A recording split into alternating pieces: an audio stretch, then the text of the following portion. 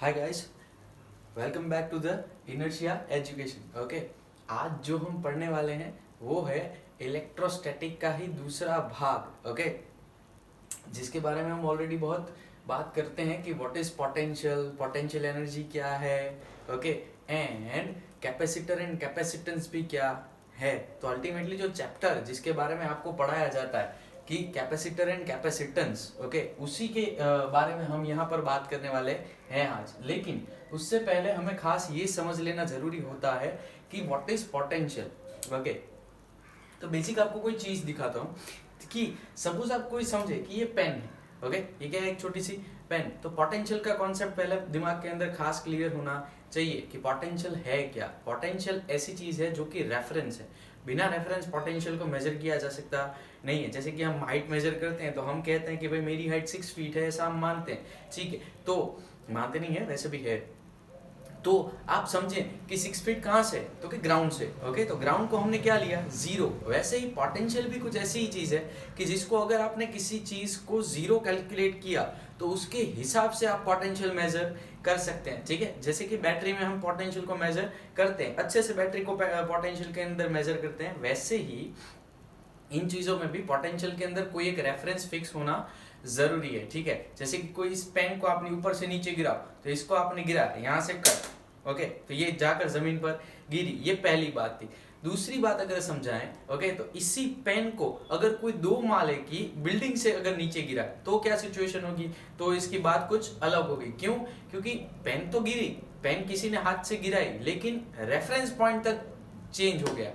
Okay, तब क्या हुआ? रेफरेंस पॉइंट चेंज हो गया। मतलब कि अगर कोई एक आदमी ऐसे ही गिर जाता है या 2 माले की बिल्डिंग से गिरता है, गिरता आदमी ही है, लेकिन रेफरेंस चेंज हो जाता है। तो रेफरेंस के हिसाब से पोटेंशियल एनर्जी जो होती है वो स्टोर होती है। ठीक है, दूसरी बात, पोटेंशियल एनर्जी कभी पाथ पर डिपेंड नहीं करती। ओके, वो कभी किसी पाथ पर डिपेंड करती नहीं है। वो सिर्फ किसके ऊपर डिपेंड करती है? डिस्प्लेसमेंट के ऊपर। डिस्टेंस पर वो कभी डिपेंडेंट होती नहीं है। ये पॉइंट नंबर दूसरा है। नोट डाउन भी आप कर सकते हैं अपने हिसाब से, कोई बड़ी बात इसके अंदर है नहीं। ठीक है, तो जैसे कि हम समझे कि एक पानी से भरी हुई बाल्टी होती है। ओके, उस बाल्टी को नीचे से आप फर्स्ट फ्लोर पर ले आए। ओके, फर्स्ट फ्लोर पे ले आकर वापस नीचे ले गए, वापस फर्स्ट फ्लोर, और फर्स्ट फ्लोर से सेकंड फ्लोर। ओके, तो उसके अंदर एनर्जी कितनी हुई? तो ग्राउंड फ्लोर से सेकंड फ्लोर तक की जो डिस्प्लेसमेंट होगी, मतलब सपोज 20 फीट मान लो। ठीक है, एक ग्राउंड का होता है 10 फीट, तो 2 ग्राउंड का कितना होगा? 20 फीट। तो 20 फीट अगर आप मान लें तो उसकी पोटेंशियल एनर्जी के लिए डिस्प्लेसमेंट कितना होगा? सिर्फ 20 फीट। ठीक है, अब आप वो कैलकुलेट नहीं किया जाता कि आप कहां से कहां ले आए। ठीक है, एक और बात, पोटेंशियल को नेगेटिवली लिया जाता है जनरल केस के अंदर। तो ऐसा क्यों होता है? पोटेंशियल तभी, एनर्जी तभी स्टोर्ड होती है जब एक एग्जिस्टेड फोर्स के ऑपोजिट जब आप काम करते हैं, तब भी पोटेंशियल एनर्जी स्टोर होती है। जैसे कि मान लो कि हम बाल्टी लेकर नीचे से ऊपर आए। ठीक है, तो आपने देखा होगा कि एक ग्रेविटेशनल फोर्स जो है वो बाल्टी को नीचे खींच रहा था। उस ग्रेविटेशनल फोर्स के अपोज में हम उसको कहां ले आए? ऊपर। ठीक ऐसे ही स्प्रिंग के अंदर भी जनरेट होता है पोटेंशियल एनर्जी। ठीक है, स्प्रिंग के अंदर आप देखो तो पोटेंशियल कैसे स्टोर होता है।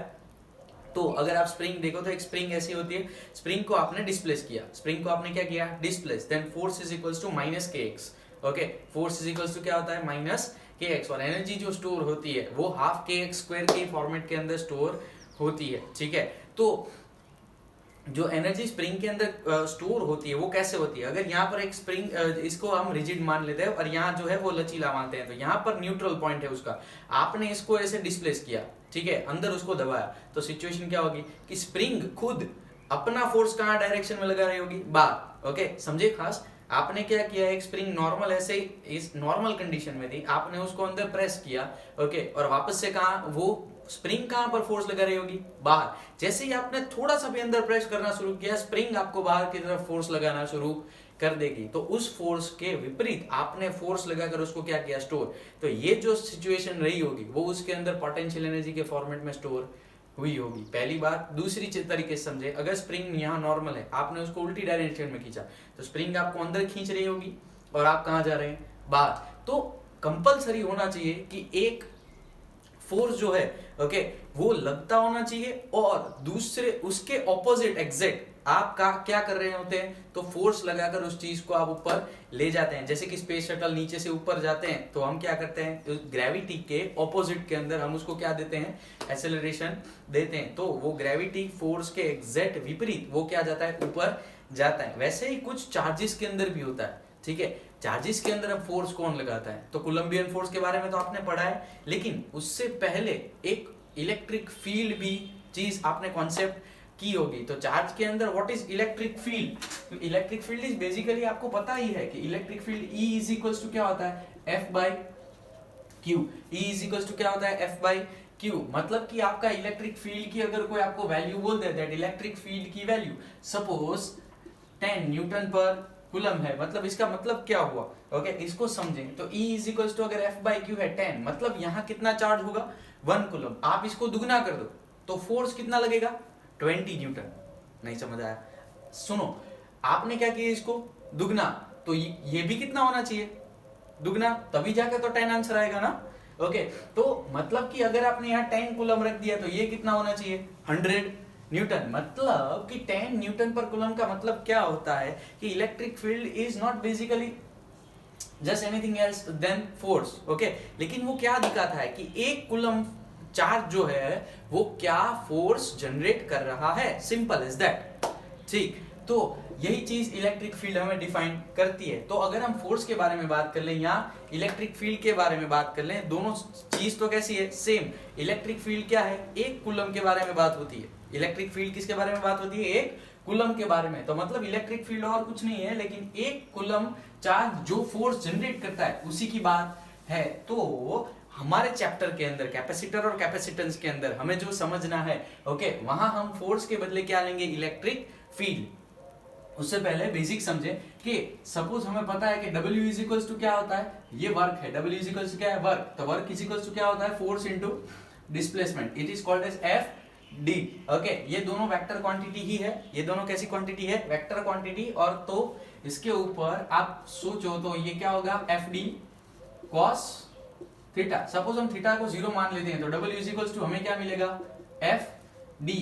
अब जितना काम करने की क्षमता होती है उतनी ही एनर्जी स्टोर होती है, तो this is also called as U। Suppose पूरी की पूरी एनर्जी जो है वो पोटेंशियल एनर्जी के अंदर स्टोर हुई, कोई वेलोसिटी उसके अंदर बची नहीं है, तो ये वर्क डन क्या हो जाएगा, उसका एनर्जी के अंदर कन्वर्ट हो जाएगा। आपने बाल्टी को 2 माले की हाइट के ऊपर से रखकर उसको वहां पर छोड़ दिया तो उसकी काइनेटिक एनर्जी क्या हो जाएगी, 0, ओके। तो फिर उसके अंदर जितना आपने काम किया होगा वो फोर्स इनटू डिस्प्लेसमेंट के अकॉर्डिंग क्या हो जाएगा, तो कि वो पोटेंशियल एनर्जी के फॉर्मेट के अंदर वो वहां पर स्टोर हो जाएगा। इसी फॉर्मेट को ध्यान में रखते हुए, ठीक है, इलेक्ट्रिक की बात करते हैं, ठीक है, किसकी बात करते हैं, इलेक्ट्रिक की। अगर आप किसी चार्ज को, ये बेसिक कॉन्सेप्ट है, उसके बाद सीधा मैं जंप करूंगा कैपेसिटर के ऊपर। ये 2-3 इक्वेशन ही है जो हमें खास ध्यान में रखनी चाहिए, ताकि जब भी कभी कॉन्सेप्ट पूछा जाए तो आपको पता होना चाहिए कि कहां से कैसे फोर्स लग रहा है, तो पोटेंशियल कैसे लगेगा, ठीक।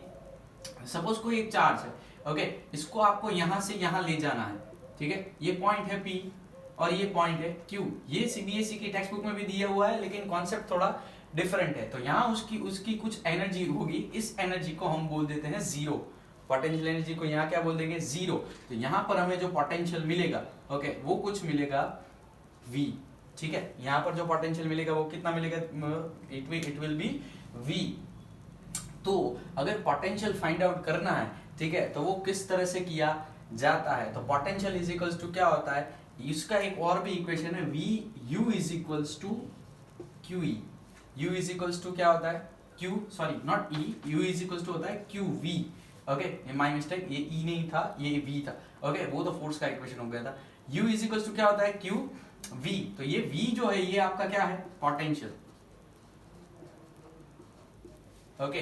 तो पोटेंशियल अगर है तो V इक्वल्स टू क्या होता है, U बाई Q। अब इसी चीज को आप यहां रख दो, ओके। तो यहां मुझे वही चीज चाहिए, तो वही चीज को वहां पर डिनोट करने के लिए क्या करेंगे हम, तो यहां पर U बाई Q, तो इक्वल्स टू क्या होता है हमारे पास, F by Q into D। अब F बाई Q तो आपके लिए क्या था, E, तो it is E dot D। अब U बाई Q को आप क्या बोल सकते हैं, V। तो आपके पास एक एक्स्ट्रा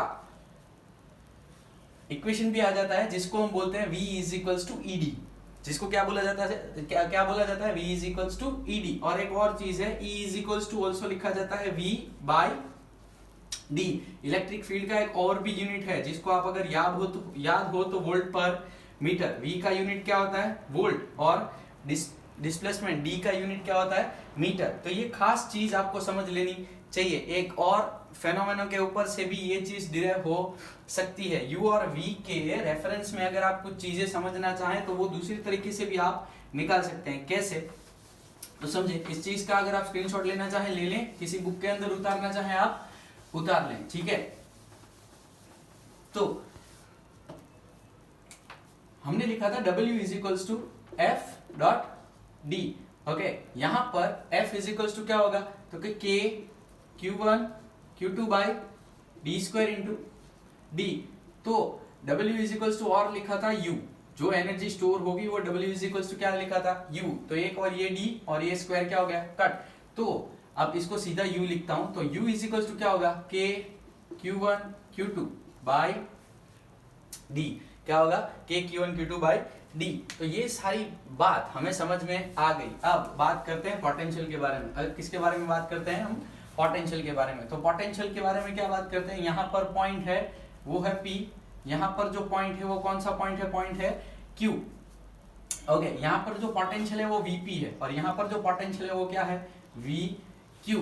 तो किसी भी चार्ज को एक जगह से दूसरी जगह ले जाने के लिए जितना काम करना पड़ता है, कैसे, तो कि यहाँ और यहाँ जो ऐसा एक इलेक्ट्रिक फील्ड सपोज लग रहा होगा, उससे ऑपोजिट, मैंने पहले ही बोला एक फोर्स लगता है, उस फोर्स के ऑपोजिट अगर काम हुआ है तो ही पोटेंशियल एनर्जी स्टोर होगी, वरना पोटेंशियल एनर्जी स्टोर होगी नहीं। तो उसके ऑपोजिट जो काम होता है उसको आपको ध्यान में रखकर काम करना पड़ेगा। तो अगर आप इस पोटेंशियल को यहां से यहां ले जाना चाहते हैं, then you must understand that Vp minus VQ क्या होगा, ठीक है। अदरवाइज VQ माइनस Vp क्या होगा, तो U इज इक्वल्स टू आपके पास क्या है, K Q1 Q2 by D।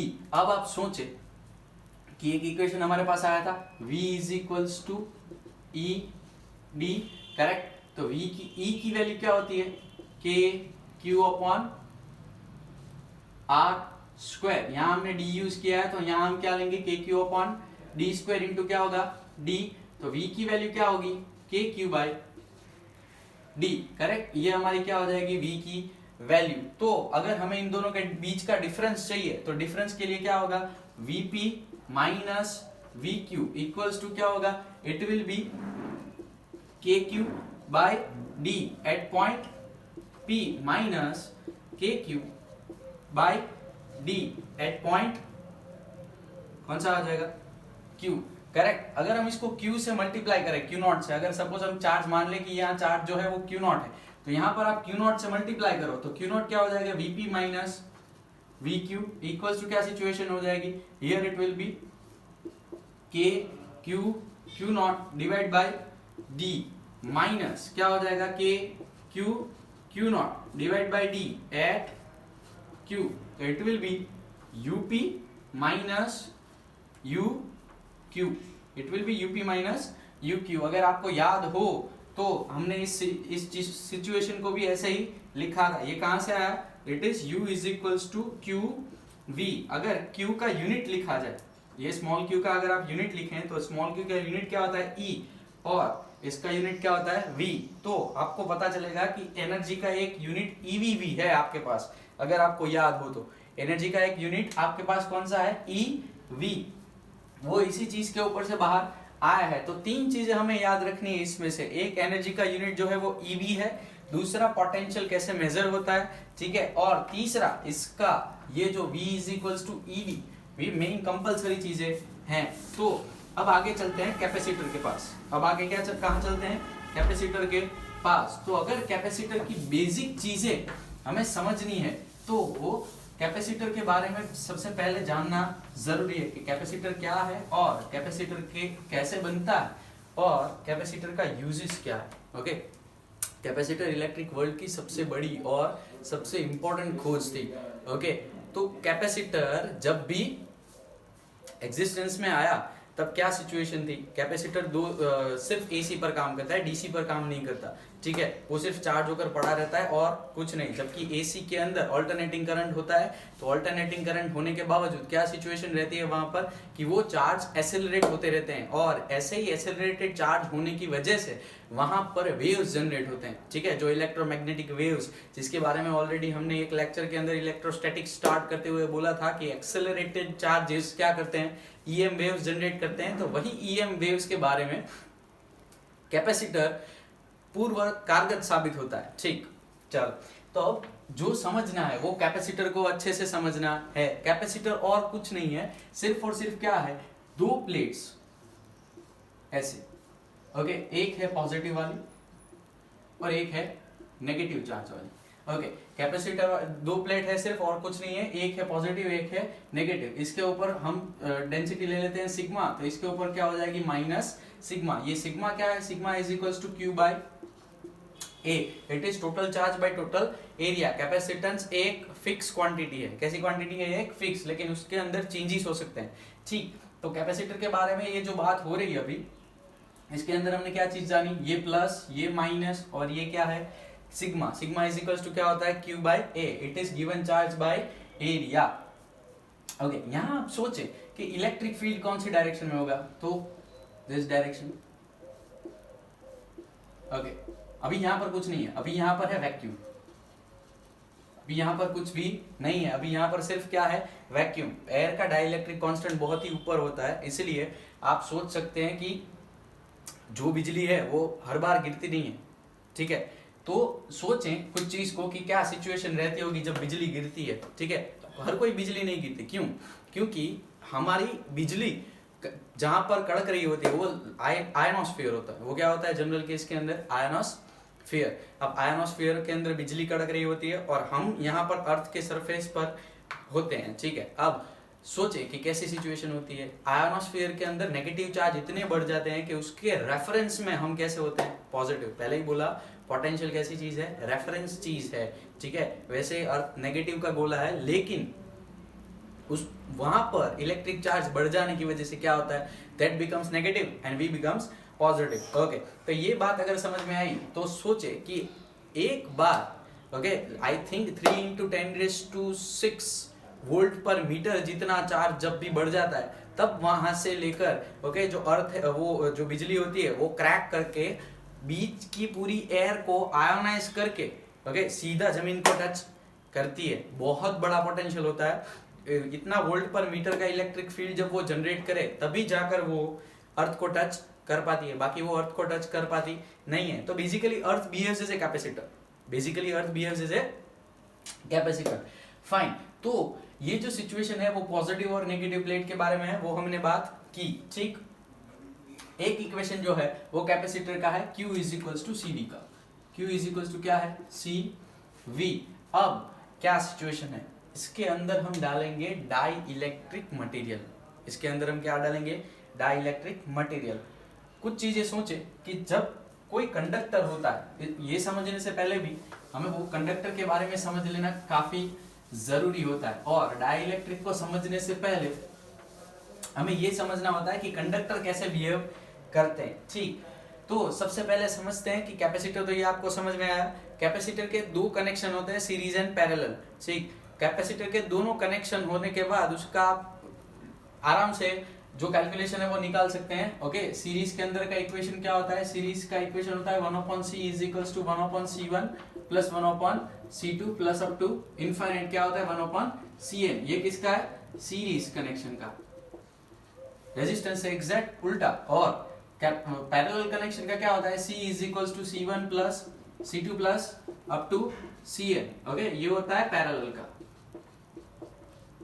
ये बेसिक बातें पढ़ा रहा हूं जो सीबीएसई बोर्ड की है, मैं अभी जेडब्ल्यू के लेवल पर गया ही नहीं हूं, ठीक। तो ये सिचुएशन जो है वो हमें पता होनी चाहिए। जब सीरीज और पैरेलल कनेक्शन की ये सिचुएशन होती है तो आपको ये मालूम होना चाहिए कि ये पैरेलल के लिए ही हमेशा यूज किया जाता है जब भी कैपेसिटर ज्वाइन किया जाता है। तो अगर स्पेशल पर्पस ना हो, सिर्फ कैपेसिटेंस बढ़ाने की बात हो, जैसे कि फैन के अंदर और उन सारी चीजों के अंदर, तो उसके अंदर कौन सा कनेक्शन यूज होता है, पैरेलल कनेक्शन। कई बार एक साथ दो कैपेसिटर लगाए जाते हैं, कोई बड़ी बात नहीं है। अगर पंखा घूम ना रहा हो और कैपेसिटर की वैल्यू खत्म हो गई हो तो ये हमें जान लेना काफी जरूरी रहता है। ठीक, तो अगर ये सिचुएशन ऐसी है तो अब हम चलते हैं डाइइलेक्ट्रिक के पास। ओके, सपोज डाइइलेक्ट्रिक समझने से पहले हमें कंडक्टर समझ लेना जरूरी है। ठीक है, हमें क्या समझ लेना जरूरी है, सबसे पहले कंडक्टर।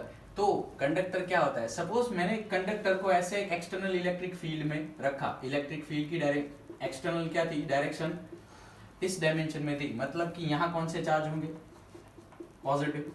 ओके, यहाँ कौन से चार्ज होंगे, negative. From electric field passes from positive to negative. ये क्या है हमारा कंडक्टर, ये क्या है कंडक्टर। कंडक्टर के अंदर सिचुएशन क्या होती है, ओके, उसके अंदर नेट इलेक्ट्रिक फील्ड जीरो होता है।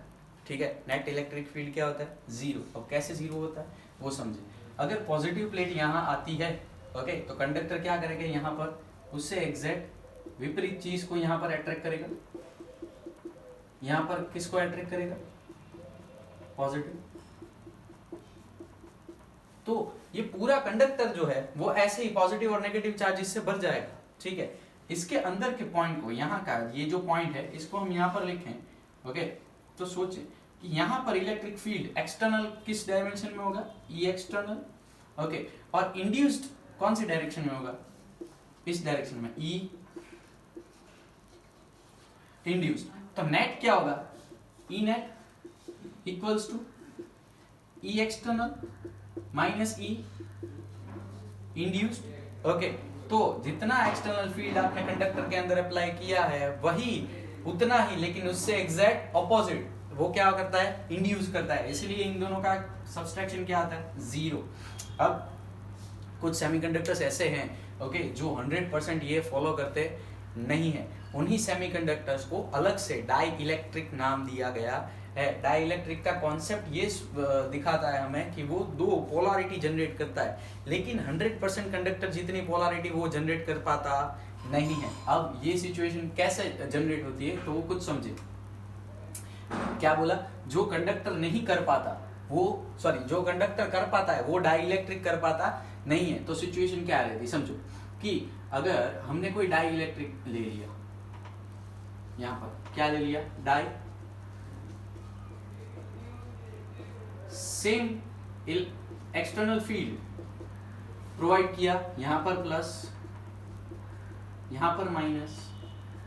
ओके, तो यहां सिचुएशन क्या होगी कि अब दो के बजाय एक ही लाइन जनरेट होगी। ओके, दो के बजाय कितनी लाइन जनरेट होगी, एक। तो यहां पर क्या हो जाएगा, ई नेट इक्वल्स टू क्या हो जाएगा, ई एक्सटर्नल माइनस ई इंड्यूस्ड, मतलब it not be zero. Okay, ये जीरो हो जाएगा नहीं। अब अगर ये डाइइलेक्ट्रिक आपको समझ में आया है तो डाइइलेक्ट्रिक को एक कांस्टेंट के थ्रू दिखाया जाता है जिसको बोला जाता है के।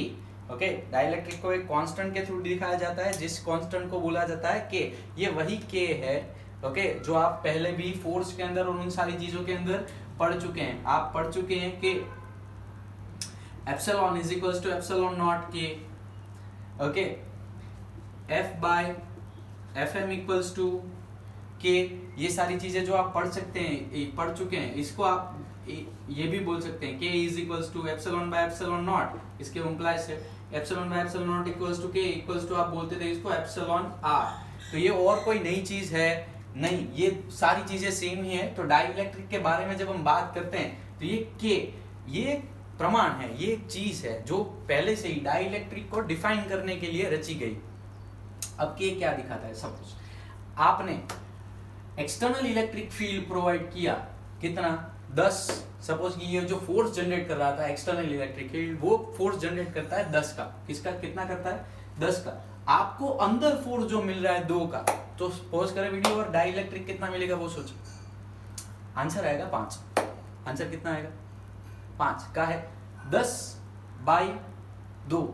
आंसर कितना आता है, 5। तो आपकी के की वैल्यू यहां आप देखें तो ये क्या है, without any dielectric material force कितना था, 10। ओके, आपको अंदर कितना मिला, 2, तो 10/2। आंसर क्या आया, 5। तो ये जो है वो कैसी वैल्यू है, वो यूनिटलेस वैल्यू तो है ही पहले से, पर ये जो है वो आपका रेशियो है, ओके, जो आपने अप्लाई किया है और जो आपको इंटरनली मिल रहा है, उन दोनों चीज का क्या है, ये रेशियो। तो डाइइलेक्ट्रिक का कॉन्सेप्ट दिमाग के अंदर मस्त फिक्स होना चाहिए। जैसे कि आप यहाँ पर 1000 अप्लाई करते हैं और अंदर आपको 10 मिलता है, तो डाइइलेक्ट्रिक की वैल्यू कितनी आती है, 100। ये आपको समझ लेना काफी जरूरी है, ठीक है। अगर डाइइलेक्ट्रिक अप्लाई करते हैं तो वास्तव में फायदा क्या होता है, ठीक है, कैपेसिटर के अंदर और उन चीजों के अंदर फायदा कैसे, कितना और क्या होता है, ये खास बात हमें समझनी चाहिए। अब क्या फायदा होता है वो समझिए, ठीक। सबसे पहली बात कि जब डाइइलेक्ट्रिक इंसर्ट किया जाता है, सबसे पहले तो कैपेसिटर बनाया कैसे जाता है। कैपेसिटर, रियलिस्टिक कैपेसिटर के अंदर कुछ नहीं होता है, ऐसा डाइइलेक्ट्रिक स्लैब लिया जाता है और उसके आसपास ना कि कोई प्लेट रखी जाती है, उसके ऊपर ही किसी भी कंडक्टर की प्लेट्स, जैसे कि कॉपर है तो कॉपर का कोटिंग कर देते हैं। क्या कर देते हैं, कॉपर का कोटिंग। वो कॉपर का कोटिंग जो होता है, वही कोटिंग आपको ऐसे बिहेव करके देता है जैसे कि वो प्लेट्स है, ठीक, और आपका कंडक्टर काम करने लगता है। कैपेसिटर जो है वो आपका काम करने लगता है, उसको चार्ज दे देते हैं, एक पॉजिटिव और एक नेगेटिव। तो जैसे ही वो दोनों का काम करने लगते हैं, डाइइलेक्ट्रिक अपना काम करता है और कैपेसिटर अपना काम करता है, ठीक। ये बात समझ आ गई। तो इसको हम ड्रॉ करते हैं यहाँ पर ऐसे कुछ अलग से, तो समझिए यहाँ पर ऐसे एक मटेरियल ले लिया हमने, ठीक, डाइइलेक्ट्रिक वाला, ओके, इसको चिपकाया हुआ ही है लेकिन हम थोड़ा अलग ड्रॉ करते हैं। एक्सटर्नल इलेक्ट्रिक फील्ड यहाँ पर एक पॉजिटिव पॉजिटिव पॉजिटिव, यहाँ पर negative negative negative negative negative, यहाँ पर नेगेटिव नेगेटिव एंड यहाँ पर पॉजिटिव, ठीक। अब एक जो बेसिक चीज पूछी जाती है वो इस प्रकार से पूछी जाती है, इसकी ये क्या है, सिग्मा। तो इसकी इंड्यूस क्या होती है, सिग्मा आई, ओके। यहाँ पर भी क्या होती है, माइनस सिग्मा आई, और ये क्या होता है, माइनस सिग्मा। अगर आपको कैपेसिटर याद हो तो कैपेसिटर के अंदर सिचुएशन क्या होती है, ओके, बेसिक कैपेसिटर अगर एयर से भरा हो, ऐसा है, तो इसके अंदर E इक्वल्स टू क्या होता है, सिग्मा बाय एप्सिलॉन नॉट। ये क्या होता है, सिग्मा बाय एप्सिलॉन नॉट। इस कैपेसिटर की वजह से electric field E net equals to क्या होगा, E external minus E induced, correct. तो E एक्सटर्नल कितना था, sigma by epsilon naught, minus E induce कितना होगा, sigma I by epsilon naught. समझ में आई बात, ओके। अब एक और चीज भी आप समझ लें तो क्या होता है कि इसका E नेट जो आपको मिलेगा, ओके, वो भी कुछ इसी तरह से मिलेगा, वो भी आप सिग्मा बाय एप्सिलॉन नॉट के कैलकुलेट कर सकते हो, या ऐसी कोई बड़ी बात नहीं है। अब आप सोचें कि ये E एक्सटर्नल है, ये क्या है, E इंड्यूस्ड, ओके। तो आप इन चीजों को समझिए, तो हमने आप पहले ही पढ़ा था, इसका डाइइलेक्ट्रिक कांस्टेंट कुछ होगा जिसका नाम देते हैं K। तो हमने क्या समझा था कि epsilon is equals to epsilon naught क्या होता है, K। तो यहाँ पर जो सिचुएशन जनरेट होगी वो कुछ इसी तरह से होगी, that sigma by epsilon naught minus sigma I के बदले, अगर हमें एप्सिलॉन नॉट के बदले एप्सिलॉन लिखना है तो यहाँ क्या हो जाएगा, सिग्मा बाय एप्सिलॉन नॉट के। तो इस सिग्मा बाय एप्सिलॉन नॉट को बाहर निकालना तो 1 माइनस 1 अपन क्या हो जाएगा यहाँ पर के। ये बात आपकी बेसिक है। तो अगर आपको इंड्यूस्ड सिग्मा पूछा जाए, ओके, क्या पूछा जाए, इंड्यूस्ड सिग्मा, तो आप इसके ऊपर से भी इसकी वैल्यू निकाल सकते हैं, ठीक है। इसको आप या शायद सिग्मा ले लो तब भी कोई प्रॉब्लम नहीं है। अगर सिग्मा इंड्यूस पूछा जाए तो यहाँ से एप्सिलॉन निकाल लो, बात खत्म करो। E नेट क्या हो जाएगा, मतलब sigma dash by epsilon naught. तो ये एप्सिलॉन नॉट कट हो जाएंगे, तो sigma dash is equals to sigma 1 minus क्या हो जाएगा, 1 अपॉन के। ये फाइनल कभी कभार पूछ लेते हैं, बाकी हर केस के अंदर ये चीज पूछते नहीं है। तो ये बात तो हमें काफी हद तक पता लग गई। अब अगर आपको पता हो तो सिचुएशन देखिए, यहाँ पर से इम्प्लाई करता हूँ, ठीक है। आपने एक इक्वेशन देखा होगा, sigma equals to Q by A, सही है ना, ओके। तो इसी सिचुएशन को यहाँ पर आप अप्लाई करने जाओ तो कैपेसिटेंस के बारे में बात करते हैं, ठीक है। तो सिग्मा इज इक्वल्स टू क्या होता है, Q by A, and Q is equals to already CV आप लिख चुके हैं, ठीक है। तो अगर इन्हीं चीज को यहाँ पर अप्लाई किया जाए तो आप देखो that sigma is equal to क्या होता है, Q बाय